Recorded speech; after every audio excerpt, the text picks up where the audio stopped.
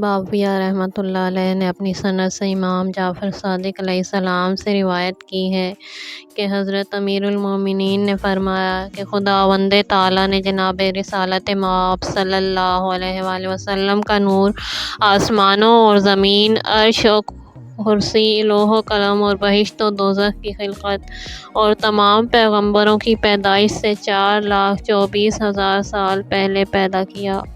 پھر اسی نور سے 12 حجابات یعنی حجاب قدرت، حجاب عظمت، حجاب منت، حجاب رحمت، حجاب سعادت، حجاب کرامت، حجاب منزلت، حجاب ہدایت، حجاب نبوت، حجاب رفعت، حجاب ہیبت اور حجاب شفاعت خلق فرمائے، اور اس نور مقدس کو حجاب قدرت میں 12,000 سال رکھا، وہ اس میں سبحان ربی الاعلیٰ کہتا تھا، اور حجاب عظمت میں 11,000 سال رکھا، وہ اس میں سبحان عالم السر کہتا رہا، اور حجاب منت میں 10,000 سال رکھا، جس میں وہ سبحان من ہوا قائم اس کے بعد حضرت صلی اللہ علیہ وآلہ وسلم کا نام مبارک لوح پر ثبت فرمایا، اور 4,000 سال تک وہ لوح پر چمکتا رہا۔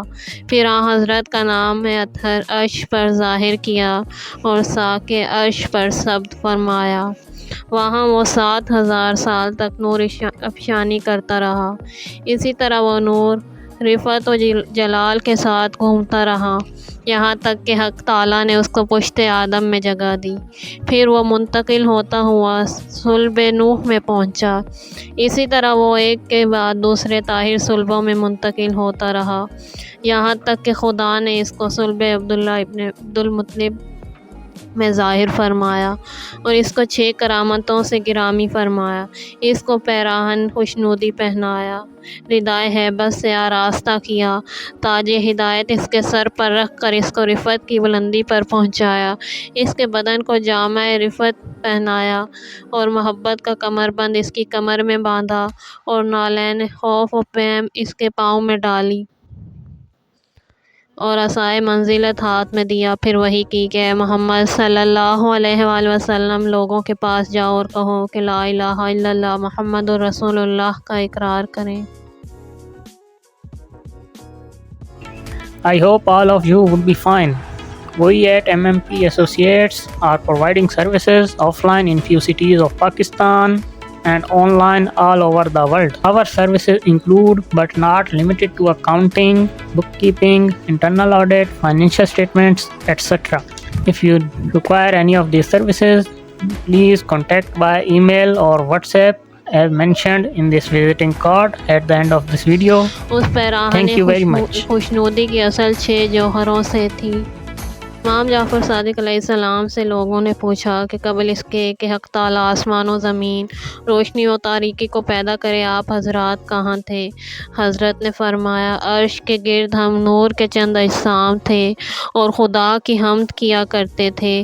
25,000 سال قبل اس کے کہ خدا نے آسمان و زمین اور روشنی و تاریکی خلق فرمائے، جب خدا نے آدم علیہ السلام کو پیدا کیا، ہم کو ان کے صلب میں جگہ دی اور ہمیشہ پاک صلب سے پاکیزہ رحم میں منتقل کرتا رہا، یہاں تک کہ محمد صلی اللہ علیہ وآلہ وسلم کو مبعوث فرمایا کہ عالم نے اپنے بندوں کی رہبری اور رہنمائی کے لیے 1,24,000 ہادی بھیجے، جن میں 313 رسول باقی نبی تھے۔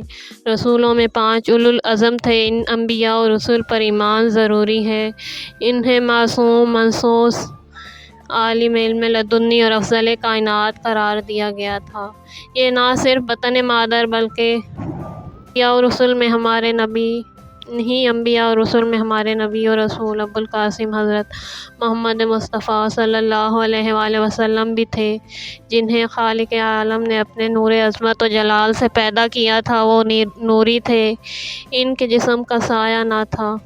خالق کائنات نے ان کی نبوت اور رسالت کو دوام دے کر اس سلسلے کو ختم کر دیا، لیکن چونکہ سلسلہ تخلیق کا جاری رہنا مسلم تھا اور ضرورت تبلیغ کی بقا لازمی تھی، لہٰذا اس دانا و بینا خدا نے اپنے ازلی فیصلے کے مطابق باب نبوت بند کر کے امامت کا دروازہ کھول دیا اور 12 اماموں کے ان اسباق کی بزبان رسول وضاحت کرا دی جو لوح محفوظ میں لکھے ہوئے تھے۔ یہ نوری مخلوق بھی سائے سے بے نیاز تھی، اسے بھی خدا نے معصوم، منصوص، عالم علم لدنی اور افضل کائنات قرار دیا ہے۔ یہ حجت خدا بھی ہے اور امام زمانہ بھی۔ اسے خدا نے اسلام کی حفاظت، دین کی صیانت، کائنات کی امامت اور رسول خدا صلی اللہ علیہ وآلہ وسلم کی خلافت کی ذمہ داری سونپی ہے اور اس سلسلے کو قیامت تک کے لیے قائم کر دیا ہے۔ صلی اللہ علیہ وآلہ وسلم کے نور وجود کی خلقت حضرت آدم علیہ السلام کی تخلیق سے 9 لاکھ برس پہلے ہوئی تھی۔ آپ کا نور اقدس اصلاب طاہرہ اور ارحام مطہرہ میں ہوتا ہوا جب صلب جناب عبداللہ ابن مطلب تک پہنچا تو آپ کا ظہور و شہود بشکل انسانی بطن جناب آمنہ بنت وہب سے مکہ معظمہ میں ہوا۔ صلی اللہ علیہ وآلہ وسلم کی ولادت سے متعلق بہت سے ایسے امور رونما ہوئے جو حیرت انگیز ہیں۔ مثلاً آپ کی والدہ ماجدہ کو بار حمل محسوس نہیں ہوا اور وہ تولید کے وقت کثافتوں سے پاک تھیں۔ آپ مختون اور ناف بریدہ تھے۔ آپ صلی اللہ علیہ وآلہ وسلم کے ظہور فرماتے ہی آپ کے جسم سے ایک ایسا نور ساطع ہوا جس سے ساری دنیا روشن ہو گئی۔ آپ صلی اللہ علیہ وآلہ وسلم نے پیدا ہوتے ہی دونوں ہاتھوں کو زمین پر ٹیک کر سجدہ خالق ادا کیا، پھر آسمان کی طرف سر بلند کر کے تکبیر کہی اور لا الہ الا اللہ انا رسول اللہ زبان پر جاری کیا۔ شیطان کو رجم کیا گیا اور اس کا آسمان پر جانا بند ہو گیا۔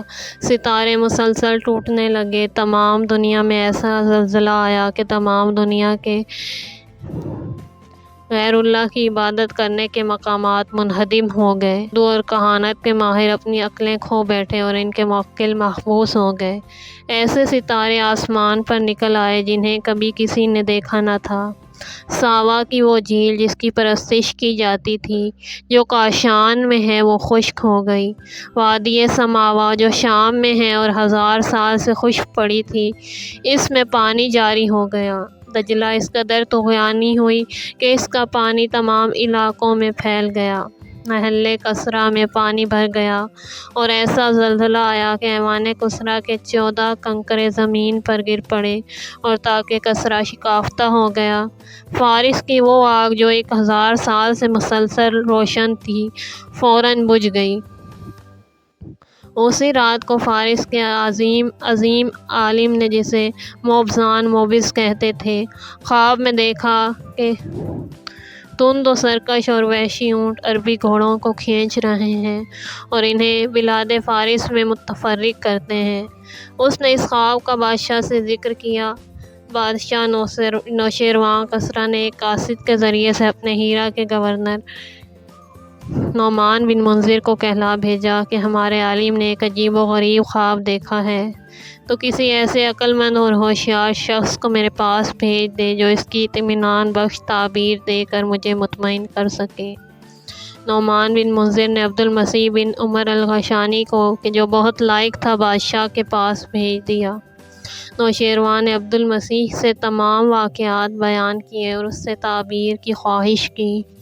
اس نے بڑے غور و خوض کے بعد عرض کی کہ اے بادشاہ، شام میں میرا ماموں سطیح کاہن رہتا ہے، وہ اس فن کا بہت بڑا عالم ہے، وہ صحیح جواب دے سکتا ہے اور اس خواب کی تعبیر بتا سکتا ہے۔ نوشیروان نے عبد المسیح کو حکم دیا کہ فوراً شام چلا جائے۔ چنانچہ وہ روانہ ہو کر دمشق پہنچا۔ باب جابیہ میں اس سے اس وقت ملا جب وہ عالم احتضار میں تھا۔ عبد المسیح نے کان میں چیخ کر اپنا مدعا بیان کیا۔ اس نے کہا کہ ایک عظیم ہستی دنیا میں آ چکی ہے۔ جب نوشیروان کی نسل کے 14 مرد و زن حکمران کنگروں کے عدد کے مطابق حکومت کر چکیں گے تو یہ ملک اس خاندان سے نکل جائے گا۔ یہ کہہ کر وہ مر گیا۔